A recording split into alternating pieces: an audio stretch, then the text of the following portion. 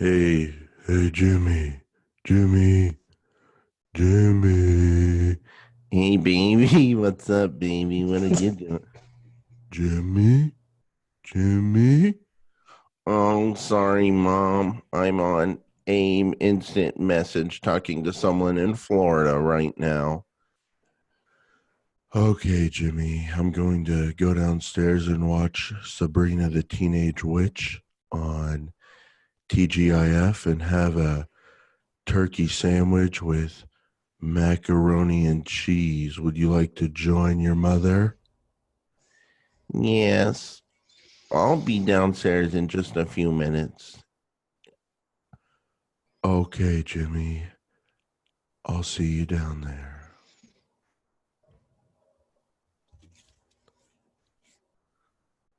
Hey everyone, welcome back to your favorite digital marketing podcast. Welcome back to the Paid Search Podcast. Hi everyone, my name is Rothman. As always, I'm joined by the great Chris Schaefer. Chris, beautiful Thursday. We've been talking some business, talking to some people. How's it going today? How you doing? You look great. Jason, This shirt you're yeah, wearing, you gotta thank see you. your shirt. Short sleeves, shows the Yeah, muscles, but it's got a pocket. It's got the it's got a buttons, it's got yeah. a collar, and man, you look good. I love the color on you. So, how's it going? Wow, thank you. Buckle up, ladies and gentlemen.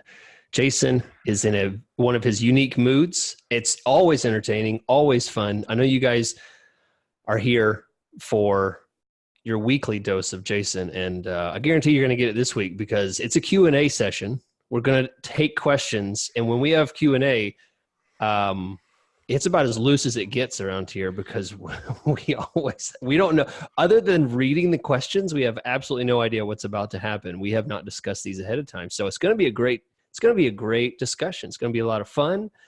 You guys be sure and stay tuned in because you're going to learn something for sure. And the first thing I want you guys to learn about is a way to get things done faster in Google Ads. I'm talking about our sponsor, Optio.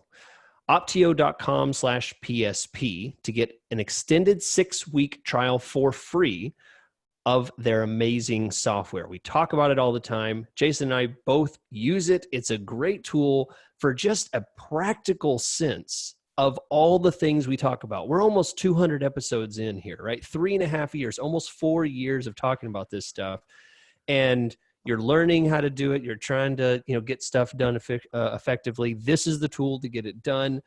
Optio.com/PSP to sign up for a free trial.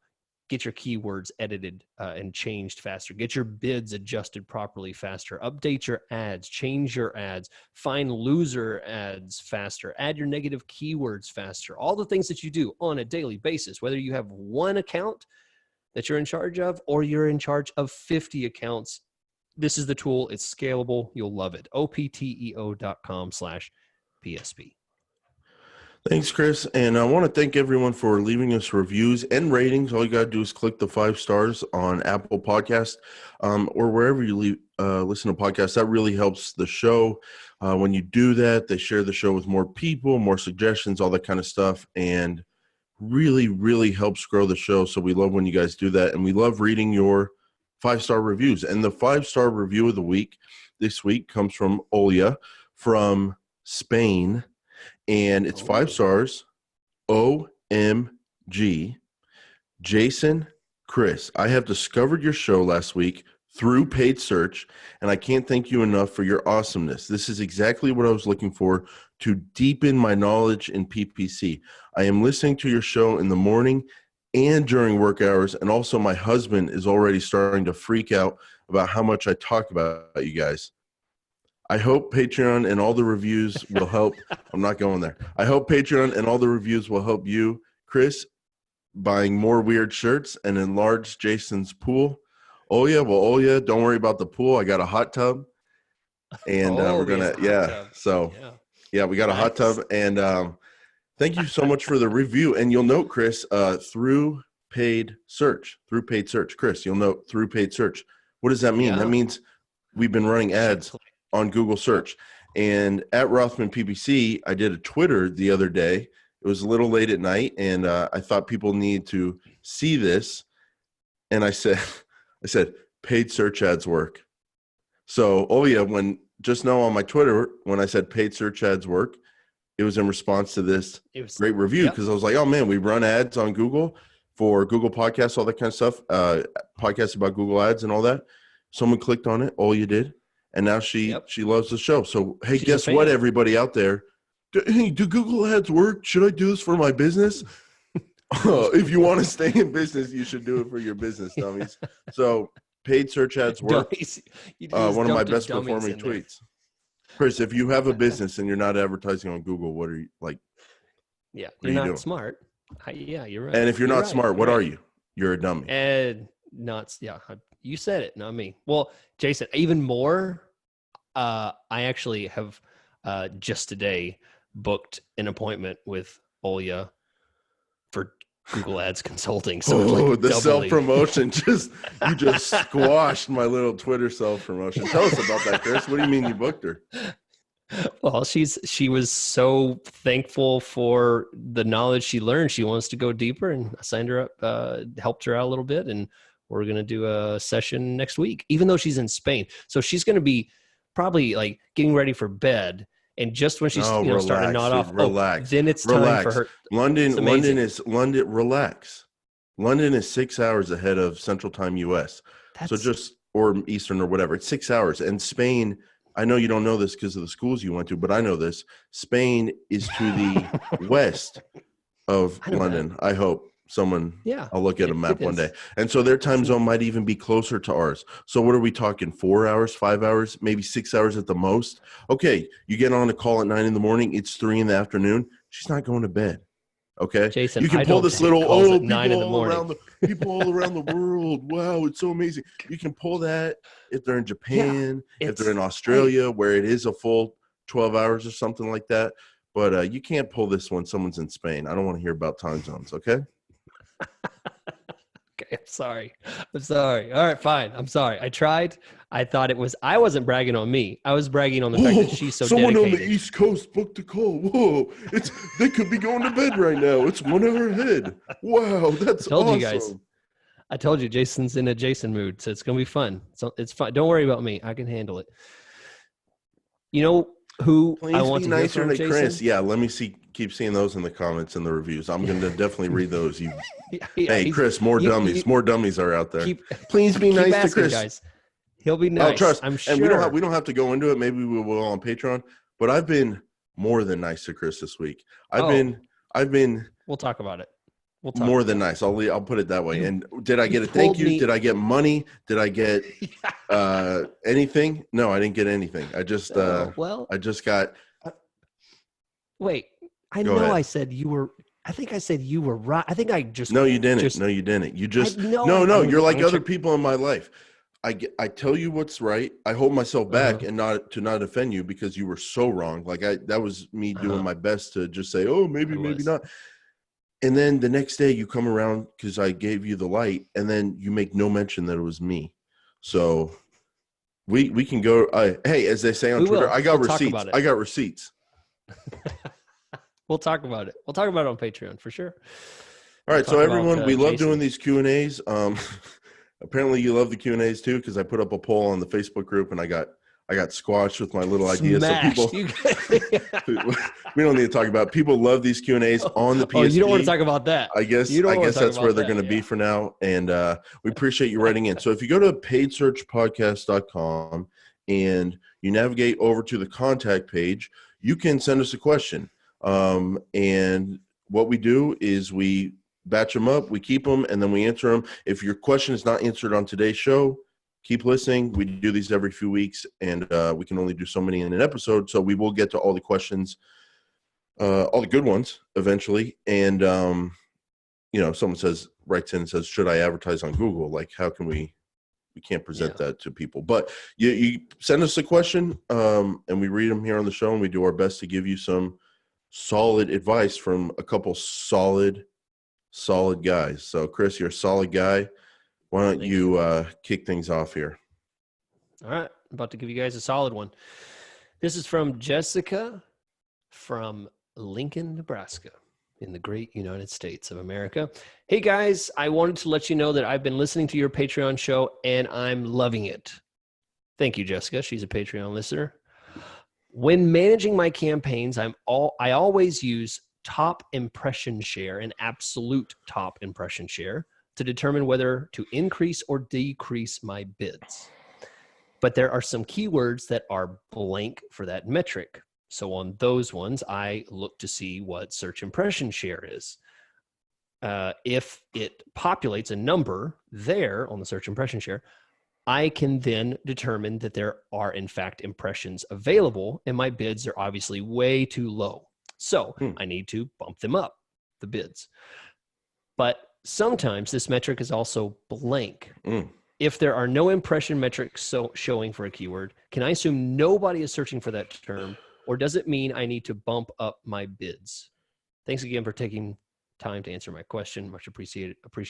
This is what I'm talking about with the questions. Like, that's an amazing question. Like, that's why I love getting questions for the Q&As, because that's not something we're going to do a show about, because it just doesn't, we haven't run into that problem, or when we do run into that. We see that, but it's something we know and we're going to answer now. But that's why I love these questions, because they open up new topics of discussion. So Jessica in Omaha, thank you for that question. And Lincoln, Nebraska. Sorry. Omaha, Lincoln cities. Yeah. Lincoln is the home of the Cornhuskers. Chris, what I'm thinking there is a totally different option than she mentioned, in that I'm going to be careful with my words here. I'm thinking the word is too many keywords, but I don't want to put a negative spin on it. What I'm saying is, Jessica, you might have a situation where you have a keyword like divorce lawyers in Lincoln, Nebraska, phrase match, and then you might have a broad match modified keyword like divorce lawyers. And possibly one of those keywords is getting all the impressions that the longer tail one would, maybe because you're bidding more on one of them or something like that. And my point is, Chris, maybe she doesn't have too many keywords, but maybe there's just a certain segment of her keywords that get the impressions. There's other keywords that are not getting the impressions, and it's not because no one searches for those words. Maybe they don't. I don't know what the keywords are, but it doesn't have to mean that if they're not getting impressions, if the search impression share is a blank line, if absolute top and top are blank lines, it just means that they're not getting impressions. That's how I would interpret it.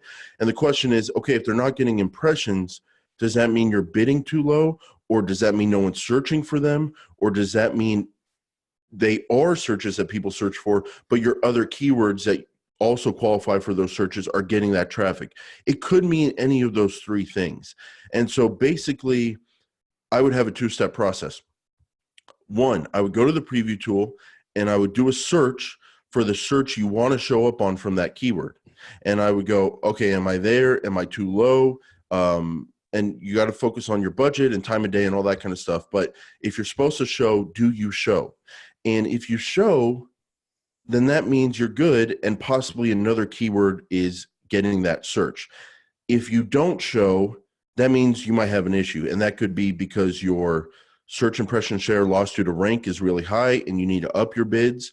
Or if you do show and you still don't get any traffic or impressions for that search term, then it could mean people aren't searching for it. So, Chris, to wrap it up here, there's a lot of different reasons why you wouldn't be getting impressions on one keyword, but when everything's blank, it doesn't tell me that no one's searching for it. It doesn't tell me that I'm bidding too low.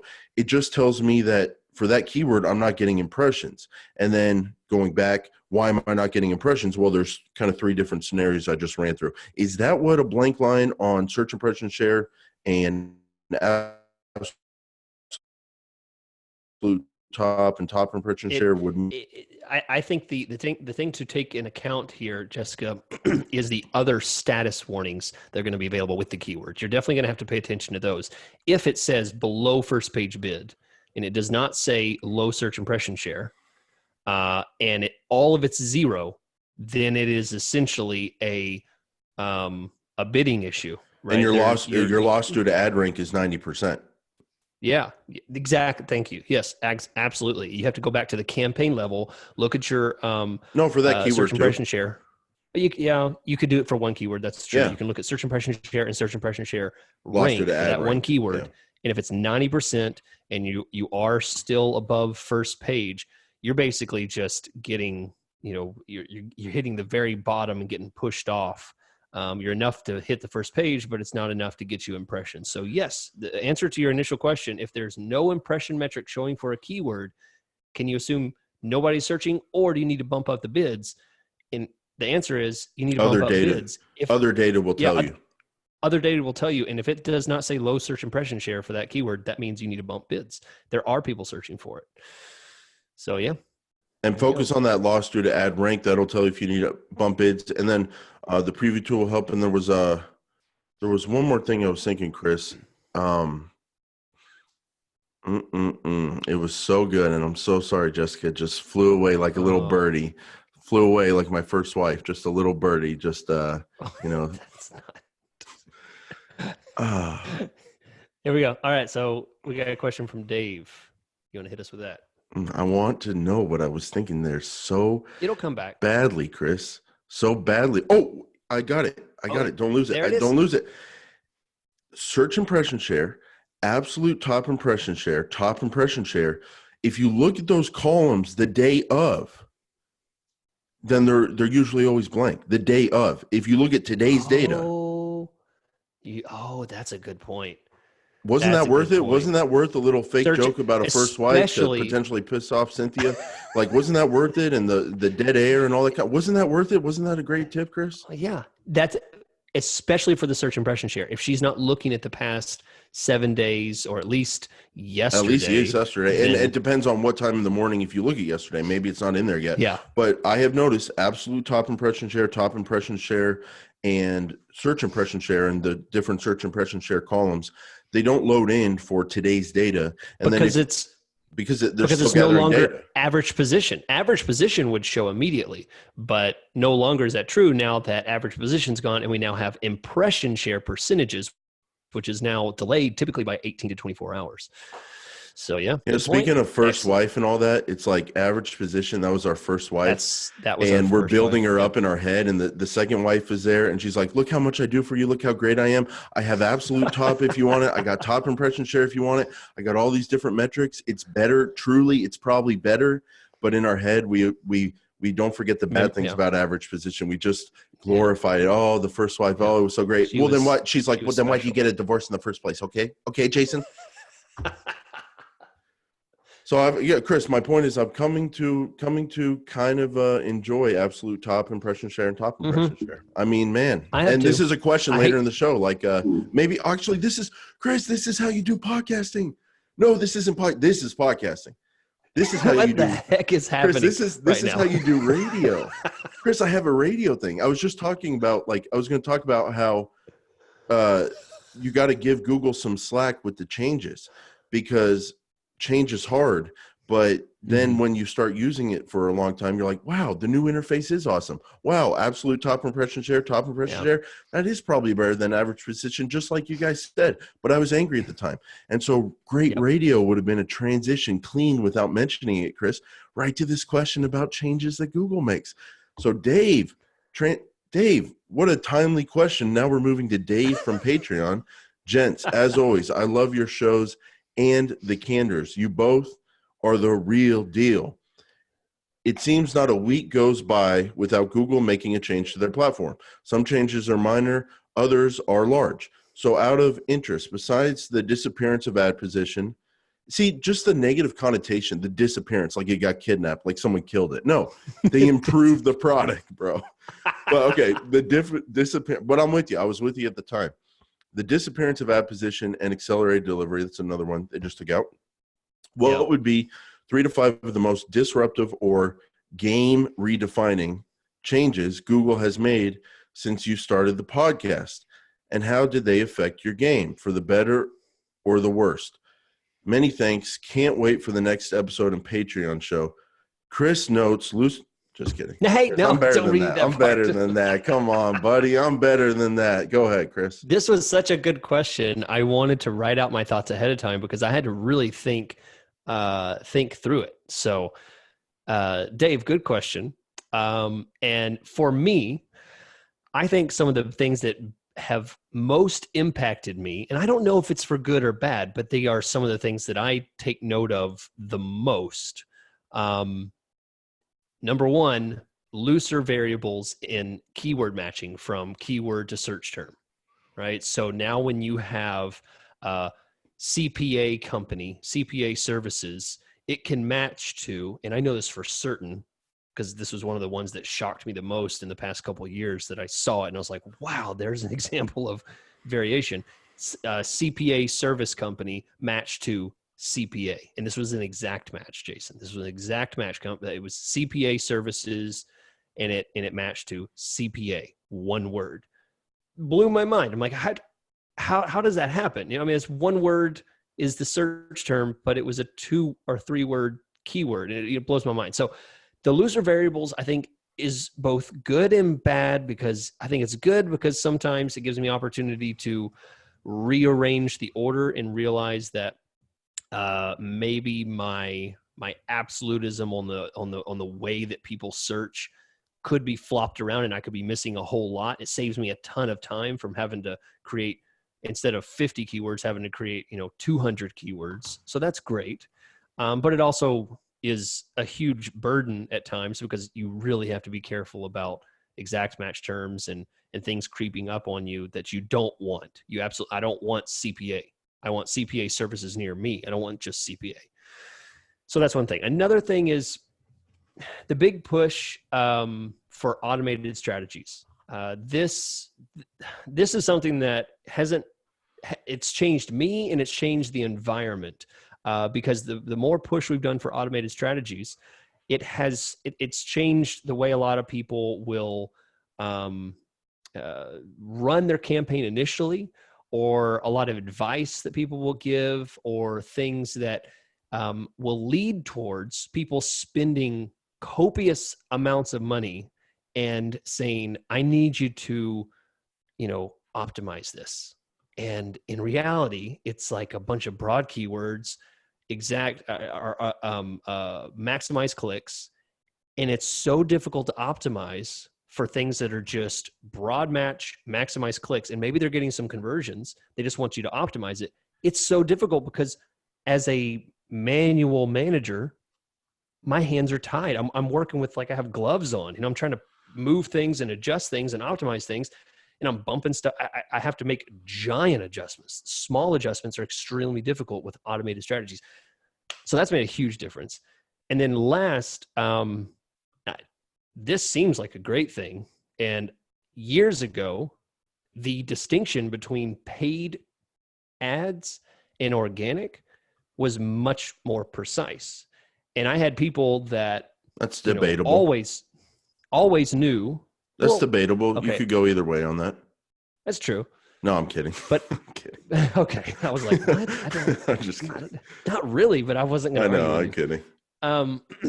The distinction between is more gray, and I'm happy for that, because I think if Google didn't have a quality score system, if Google wasn't focused on customer experience, right, search experience, then it would be bad. If they forced ads on you that had nothing to do with the search, it would be trash and Google would be out of business. But they don't.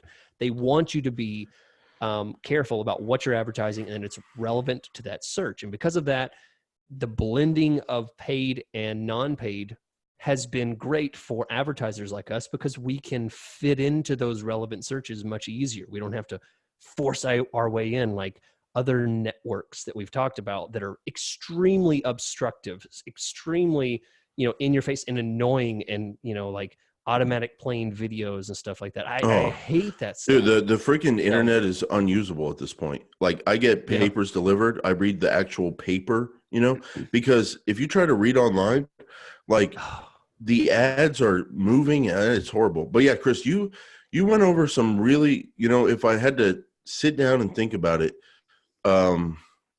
those first two, the close variance expanding and the automated strategies would be my biggest ones. Now, the only other one I thought of was the interface. That was an earthquake when it happened, dude. Like and But obviously it just nothing changed changed for in the us. product. It Yeah, didn't. I Yeah, got nothing you. changed in the product. It just changed for us. So I don't feel that that made a game-changing thing. It was more just my daily process You change. know what though? It felt to me, honestly, at the time, it felt like we talked about it then. I was emotional about it because I had put my whole Yeah. life Oh on yeah. this product, this platform, and got really good at it. And then all of a sudden, it changed pretty big, and that did change my management and the game for me because I had to basically relearn the system. Now, 2 years later, it's like I can't even remember the old one, and this one looks better and it works great, and it's fine now. But that was a big change at the time. But you're right, in terms of You ongoing remember changes. Yeah, go ahead. we we did entire episodes where we just begged Google. We tried to use our non-existent power to get Google to move. We tried to shove the mountain and say, please let us have the keyword button research thing back in. And of course, it didn't happen immediately, but now we have it. And there were some very Yeah, specific things, but I remember us being, just like you said, emotionally invested in this yeah. so heavily because we needed these little certain aspects. It was the responsive map system. We wanted that, and we wanted that little keyword uh, research tool right in the ad group. Those were incredibly important to me. Yeah, but the close variance thing, that is a change that you can overcome by just religiously Yep. focusing on your search terms and adding negative keywords. You can overcome that. I guess, yeah, you can overcome that. And then, Chris, the automated strategies, you want to talk about a change that's impacting my life right now. Mm-hmm. And I'm not even Mm-hmm. going to talk about manual bids versus automated. Um, I'm talking about what I see competitors doing. That's where it's impacting me. You want to get Patreon-ish on the main show for a second? I see what seems to be happening is I see a lot of advertisers doing things with their positions and bids that I don't think they didn't used to do, and I don't think they're doing. They know what they're doing, and Right. it causes the cost per click to rise for a while, at least temporarily, until people figure out what's going on and figure out ways to get a hold of their account. But that has been impacting me because then all of a sudden we're left out there like, hey guys, you really can't bid that much and still make money. So Yeah. what are you doing? I'm talking to like Yeah. all three of you above me, not just one crazy advertiser. Like, please, like, you don't have to lose money for the next 3 months. And then 3 months go by and then they eventually lower their bids and get control of their account. But it's impacting the way you kind of I interact with competitors Yeah. It's online, true. and I have to then adjust for what they're doing and then adjust client expectations. So the automated thing right now is big. Okay. Robin from Portland, Oregon. Hey guys, love the show. Thank you.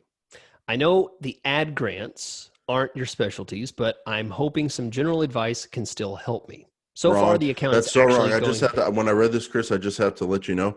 We had Tim Tompkins on here, the Google Oh yeah, Grants expert. oh, I feel like a expert. Google Grants expert based on that I one do. episode. So Tim, thank you He very was much so for that. good. Yes, and that whole Yeah. thing about the conversions, and then if you get some conversions, then you're allowed to bid more with automated strategies. Mm-hmm. Oh, whoa, that's actually a big game changer. I'm not a novice anymore. So let me get their name. Robin from Portland. Robin. Just so you know, Mm-hmm. out there, you're incorrect. I do feel like Google Grants Well, is in my wheelhouse because of Tim Tompkins. Go Suns! Go Phoenix Suns! okay, right. Sports. So I haven't read all the question, but first of all, Robin, definitely go back and listen to the episode that Tim was in. You search for it, you'll Gotta find it listen to it, dude. Gotta on our listen to it. That website. was It that is was mind blowing. absolute. Yeah, it was for us. It was revolutionary for us. I'd never heard the things that he said before. So anyway, let's actually read the question from Robin. So far, the account is actually going pretty well. Most of our searches are relevant, and I'm still getting rid of the ones that aren't. Our click-through rate is great. Conversions are low, but I recommended a small change to the client's site to make the conversion process easier, and they seem to be picking up. My question involves impression share. We're sitting at 30 to 40%, and I'm kind of at a loss for what to do to bring it up. Jason, you know where this is going. I haven't even finished. In Auction Insights, our impression share is only move your dang cursor. Get That got our a little impression share is weird. only That got a little weird right there. We tell I people can't we're not read in it. the same room, and then that was like, well, they're in the same room. Like, Chris, easy, buddy.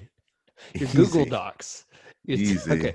Our Yeah, impression sure it share is is. only Sure beaten it out is. by one other one other site on average, but they are also sitting at 30 to 40% range.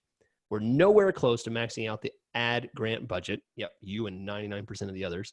And quality scores aren't perfect, but most of them are 7 or above. Have any ideas for this? Jason, this is classic Tim answer right here. I know Yeah, what you're going to say. grants aren't really in my wheelhouse, so I'd say go ask Tim. It's a Come joke, on, Chris. you've got the one thing you can It's tell a her. You know joke. what So, she's saying. Chris, first of all, um, I think you talked about this, Chris. I'm not really seeing it when I highlight it for one keyword right now, but auction insights, don't you have to Yes. be a little careful because you may not be getting all the data? Right. Auction Insights is only going to give you information based on the keywords that you are eligible to show for. So when she's saying that she's showing 30 to 40% and her competitor is also 30 to 40%, that's only the overlap Mhm. percentage. But still, I think it's a relevant metric. Okay, so you look in there, and then when you say search impression share, you got to be careful there because it's search impression share lost due to rank or search impression share lost due to budget. So we didn't get which one it is, but since I'm a genius, I can infer if the Google ad grant Rank. budget is $10,000, it's probably It's not rank. lost due to budget. So yeah, it's lost due to rank. And what is rank? Rank is your bid times your quality score with a few other things, bid times quality score, a few other things, but basically bid times quality score. Your quality score is what it is. You're trying to get that up, do what you can.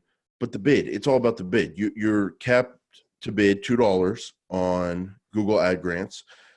However, if you listen to that episode, what Tim was saying is if you can get some conversions approved, some conversion actions approved, and then turn on an automated strategy, it will allow you, the system, to bid more than $2 for you. So my best recommendation, Robin, is find that episode. Google, it's in YouTube. It's out there. Google ad grants, paid search podcast. And the whole kind of thing with that show was you're capped at $2 bids, but if you get conversions and you're able to get a conversion action approved and then run an automated strategy, the system will allow you to bid more than $2. Now, like you're saying, I don't do a lot of Google ad grants. I don't know what the current situation is, but that would be my best advice. The only other thing I think, Chris, is you got to maybe find more keywords, find more way people are searching for it, make sure you have them in there. Don't worry about schedule. Don't worry about having the tightest location because it's grant money, right? So Yeah. Yeah. you can Definitely. spend it, you know? Yeah. But wouldn't you say that's the biggest thing is listen to that episode, Oh, try to yeah. get the conversion action, and that's kind of the secret on how you can potentially get the bids raised and show up higher and spend more of your budget on good keywords. Yeah. Yeah. Go listen, go to paidsearchpodcast.com, find that episode, listen to it, because whatever we say here is not going to be nearly as thorough as that hour that we put in with Tim. And he had an amazing solution for exactly what you're talking about, Robin. All right, Jason, let's hear from down under. April from Queensland in Australia. Hey guys. Sorry, that was an Australian male impression, says April. So let me do a female Australian impression. Yeah, female, yeah. Hey guys. Nice. Can we joke? Can we joke with our Australian That's fans? Can we good. joke? April's, yeah. Hey guys, Yeah, hey guys, I found your podcast late last year and have been listening to every episode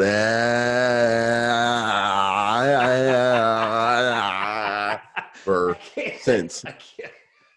I was wondering, when you are manually managing your bidding and you are considering changing your bid, do you, along with looking at the conversion data, take into account the estimated first page, top of page, and absolute top of page? And do you ever use raise bids to top of page as a bulk manual bid change for your keyword? So raise bids to the top of the page. And then when you're doing your manual bids, the question is from April. Bulk. Yeah, do you use the bulk? But then also, how much do you take into account the estimated first page, estimated top page, and absolute top? I'd love to hear your thoughts, Chris. I'm kind of passionate about this one.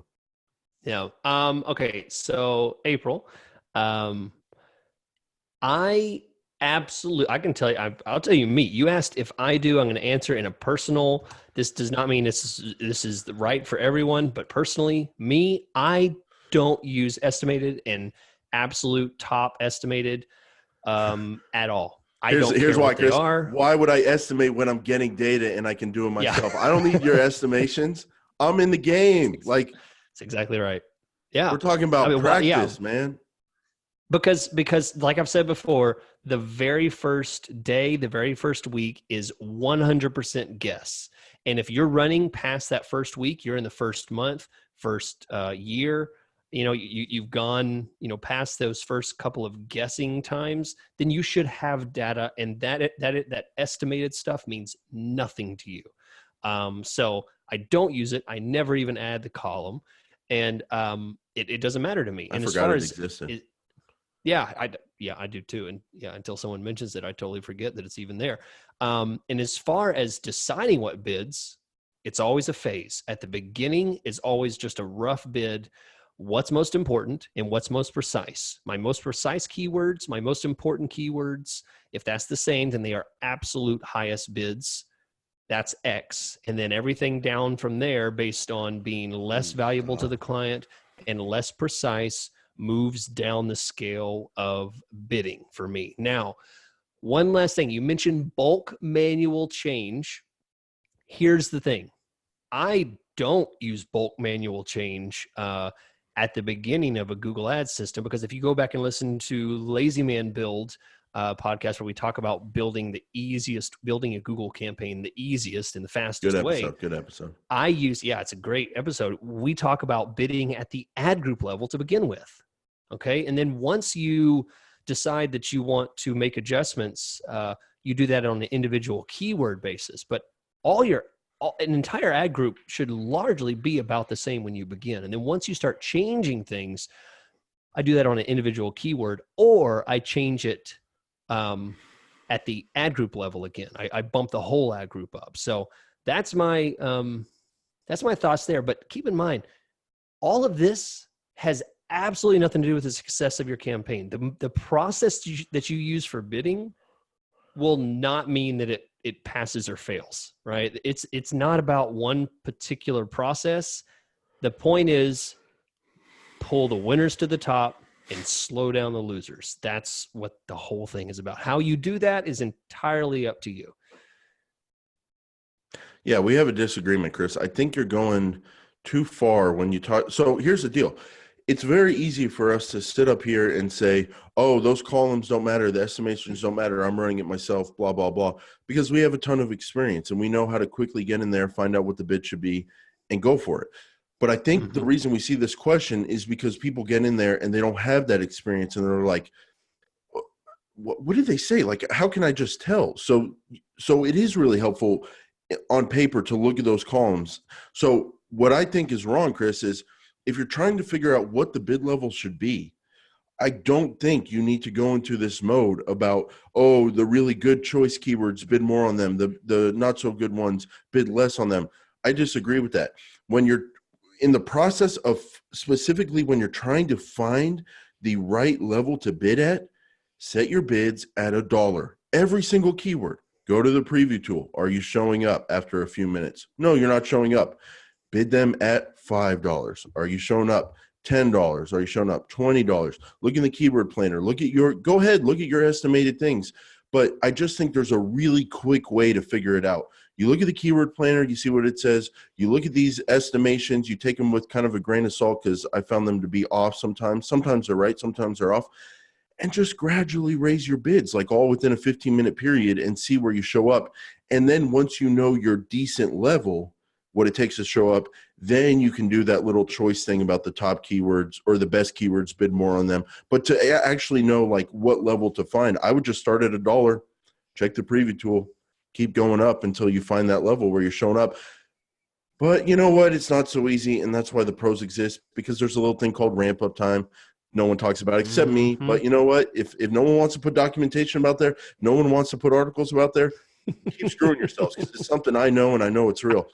And then there's this whole thing about there's no ad rank at the beginning because you don't have quality score, so it takes more to bid than normal. I don't know. It's a tough question, but that's how I figure out the bidding level. Yeah. That's how I do it. I just play around with the bids, and I keep my daily budget low. I protect myself. Don't overspend while you're figuring things out. Just figuring them out with the bids, you know? Yeah. Yeah. The toughest time is the beginning. I guess in the end, the answer, April, is there is no correct Not answer. when you're doing a podcast with you, because the beginning was the easiest time because we gelled like butter. You did what I said. Everyone was positive about everything. But now we're a few years in. There's friction. There's sides being drawn. There's people dug in thinking they're the reason the show's successful. The other person thinks they're the reason the show's successful. And it really does get more difficult as time goes on when there's this much success. But hey, we're like a rock band. We're going to keep it going. We don't have to talk off air. It's all about business. No. Coming here, a lot of people rely on us, and we're going to get it done for the sake of the show. Isn't that right, Chris? Yeah. Secretly hate each other, but publicly Not so monetize secret each anymore. other. How about that? That's it. All right. Jor from that's definitely not it. Jor from Dublin. I'm sorry if that's how you pronounce it. Hey, have been listening to your podcast for a few weeks and I find it very helpful. I have been really interested to have a career in this field lately. Lately, I started getting into display campaigns and how to set them up, but I'm still pretty new at this. Anyway, my question is, do you guys use targeting expansion? And where would you suggest using it? I love this question. I added this. I kept this one in. Then why don't you answer it, Chris? Okay. I told you to read them ahead of time, Jason. I warned you. No, okay, here's the thing. Targeting expansion on the display network. Yeah. Do I use that? Yeah. No. Should I be using it? Possibly. Have I used it in the past where I've been frustrated about low volume and turned it on? And yes. Did I give it enough time to figure it out? No. Did I talk bad about audience targeting and infinity and in market and said I'm retiring from that on the last Patreon? Yes. So does audience expansion have a role? Targeting expansion have a role in my display campaigns right now that I do for possibly keywords and remarketing to then find placements and do placements? No. But I'd love to. Would I like to see what Chris has to say about the topic? Yes. No, you said it. Everything that I totally agree with. And the reason I think it's valid, just because we don't think it's useful doesn't mean Chris, that other people then why can't I shake this feeling, okay? Because the messaging is so strong about targeting expansion. I feel like an idiot right now. I feel like I'm standing up here saying I don't use it, haven't had the best experience with it. And then I feel like there's people out there going, yeah, but it says it's going to target the same audience and more people and you're going to get great results. Why can't I shake that feeling, Chris? Like I feel like I'm missing something. Like I feel like if I just try it one more time, if I give it enough time, why can't I shake that feeling? Do you have that feeling too? No, absolutely not. Wow. Because I'm sorry. I absolutely do not have any feeling that I'm missing out because I don't trust an automated system to make decisions for me. I don't trust a similar system to choose people based on my parameters. I would rather work harder and find those parameters myself. Yeah, but I want to bust in and I want to get to that black box because the black box changes all the time, the automated strategies and all that. So did targeting expansion get a lot cooler in the last 24 hours? And if I just try it again? But Chris, that's the feeling I have. So no, but I don't think it. You're but right. I want You're it to doing work it right. so good. I want it to work so bad. No, you know what you want. I want to pick an affinity. I want to pick it in market. I want to get a 20% conversion rate. I know. I want to be the king of display outside of remarketing. Come on, Chris. This is what I want. I got a gold watch. I got to earn some money. Got a gold watch. I got a gold watch. Man. No, you know what you're interested in? Millennial, you're interested in a shortcut. You're interested in something that makes it easier, that doesn't take as much work or as much thought. And Jason, does that ever exist anywhere? Has there ever been a weight loss pill that actually made a person fitter and thinner? It doesn't work. There is no magic pill. There is no magic button. Targeting expansion does what it does. It just basically makes the system get a little, it gives Google display a shot of tequila, and it gets a little loose, and it just starts throwing ads everywhere. And you think, wow, look how hot that is. But that's Chris, really just beer goggles. I'm search, I'm remarketing, I'm placements, I'm a little keywords on the display network, a whole lot more search than display.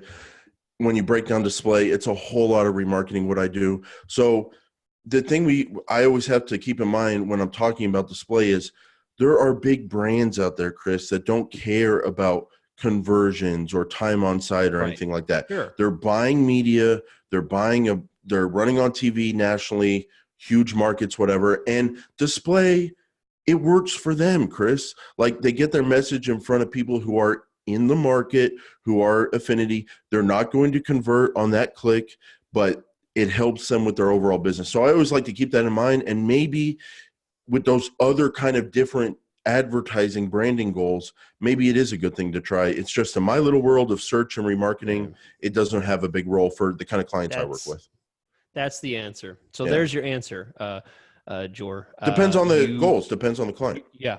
If the goal is literally to spin the budget and to get clicks, eyeballs, get traffic, to get eyeballs, then go for it. But honestly, the reason we answer like this is because we don't get clients like that. Most of the clients that contact us say, I'll give you $1. I want you to give me $2 back. That's what the clients today, us, so. not in 10 years when I have a great brand. Today. Yesterday. I want you to do it yesterday, but we're late. So start now. Alan from Pittsburgh, PA. You want to talk about Pittsburgh? I know about Pittsburgh, Chris. I know what's going on there. Nobody I know about Pittsburgh. No, they're here for AdWords. No. All right. If anybody wants to talk about politics and local Pittsburgh politics and fracking and all that kind of stuff and how many jobs depend on that, but then the leading candidates aren't for fracking and how that's has a split in the Democratic Party. You're gonna have to. No, I'm not going to cut anything because I'm not saying what side or anything like that. I love everybody. I'm just saying I know a lot about Pittsburgh. So if we ever do a meetup in Pittsburgh, okay, I'm gonna be able to converse with the Silicon Valley of the East. Oh, the Pittsburgh people are gonna love that. Alan from Pittsburgh. Love the podcast. When dealing with multiple conversions in an account, do you tend to use account level conversion settings? Does it make sense to count all conversions in a campaign, even if it includes conversions that the campaign isn't necessarily trying to achieve, but helps the overall business? An example, a client I work for has multiple conversions ranging from account signups, form submissions for different services, calls, etc. If I'm running a campaign that focuses to get people to create an e-account and sign up for paperless billing, should I only have the campaign count that specific conversion? I would think yes, but on the other hand, I could find keywords and copy that work for another goal by segmenting the conversion action. And you know what, Alan, I'm going to give you a pat on the shoulder since Pittsburgh makes me think about the Steelers and football. You know what? I'm going to go there, even though it's 2020, Alan, even though it's the workplace, I'm going to give you a pat on the behind, just like in football, because you need a confidence boost. You already know what to do. You know how to get it done. It sounds like you're knowledgeable. Go with your instincts. Chris he'll finish the drive and get us in the end zone here. But I like the way Alan's thinking. He knows what to do. Yeah. Yeah. Alan's smart because he's making decisions that matter. He didn't ask, hey, should I track conversions? I mean, we're going to slap Alan on the face if he asks that question. But the question he asks is, what value of conversion should I use? Should I use these lower level tier conversions, or should I only focus on the most important ones? And he does, you didn't see it at the end, but he makes a note. He said, by the way, everything's in manual CPC. So there's no concern about max conversions optimizing towards the wrong conversion action. So he knows. Alan's been listening. He obviously loves the podcast. He's a podcast fan. So he knows. And I think, Alan, if you are truly managing the campaign on a manual basis, you're making the decisions on where the money goes, what the quality of searches are, and you're not letting a newsletter sign up or a time on site run away with your conversion actions. And it's not, you're not pushing that as a value to the campaign. I'm fine putting other conversions in there as long as you are aware that one conversion is not equal to another. and that you're managing that way. Possibly you're putting conversion value in there and you're not necessarily looking at raw conversion numbers. Instead, you're actually you've removed the conversion number and you're looking at conversion value number. So you've assigned a phone that's call, smart. That's real smart. $100 value, and you That's put a form sexy, submission honestly. You've never been yeah, sexier. and you That put is real good. Yeah. So you going. could not look at raw conversion numbers. You just look at value. That's a way to do it. So if you're at this point, Alan, that you're making decisions like this, then absolutely, I think you're to the reason that we say to 99% of the people out there don't do this is because they're not to Alan's point. They're not to the point that you're able to distinguish a conversion is not a conversion. We have to tell the masses, don't track newsletter signups. Don't track time on site. Because then they're going to optimize off of it. Yeah, they'll optimize based on it. And then they'll say, look at I have a 60% conversion rate. Then I look at it and I rip them a new one in my audit because I say, you have nothing. You have nothing. 2 mentions. Okay. 2 mentions in the show. Yeah. Okay. So Chris, I think that's the biggest thing is Alan knows that he can gather a bunch of different kind of conversions, really money-making conversions, the actual lead generation, and then colder, softer conversions, the signups, the newsletters, whatever, time on site, whatever. And he's able to segment out either by segmenting out or by putting values on them and optimize only after looking at which actual conversions he's optimizing based on, but then still gather that conversion data overall with the softer conversions. I think if you're able to know what you're optimizing off of and segment out what you're optimizing off of, then it's totally fine to have all those different kinds of conversions because you're still going to know how to make smart decisions. And you're also going to get more data since you have more conversions in there. Yeah. All right, guys. Hear that? Here it comes. Optio.com/PSP. That is what you're looking for. You got a break right here. You can hit the pause button and go check out opteo.com/PSP because it is the tool that we recommend to getting things done faster in Google Ads. Really affordable. And you want to have tools in your tool belt. You want to get things done quickly and you want to stop staring at the same screen with the same buttons. You want to see some things different. You want to see some graphs, some charts, some colors, some up and down arrows. You want to see some variety. Get some variety in your life. opteo.com/PSP. Get a 6-week extended, longer than anyone else, just for you. opteo.com/PSP. Rob from Hickory, North Carolina. I'm a huge fan, and after listening to episode 56, whoa, remember those days? Boy, we were young. 56, single keyword ad groups versus normal keyword ad groups. Great debate. Boy, those were the days. We really laid it out. Jason, this is just for you. Jason mentioned a circumstance where he would sometimes spot a new or overlooked keyword and add it to an existing ad group, thus breaking away from his one keyword per ad group strategy. Therefore, it stands to reason that he might also do that during initial setup too.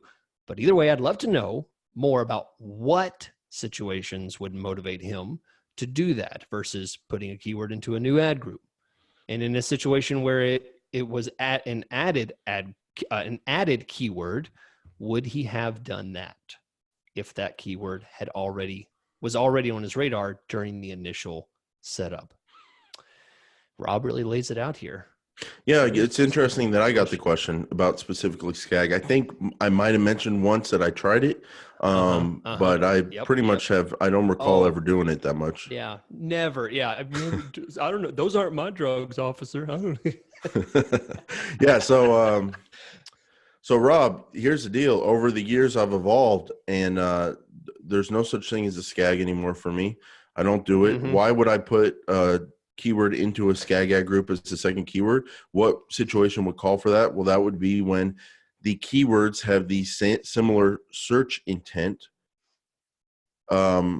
Divorce lawyer near me, divorce lawyer in my area. Oh, here's a big one. Divorce attorneys near me.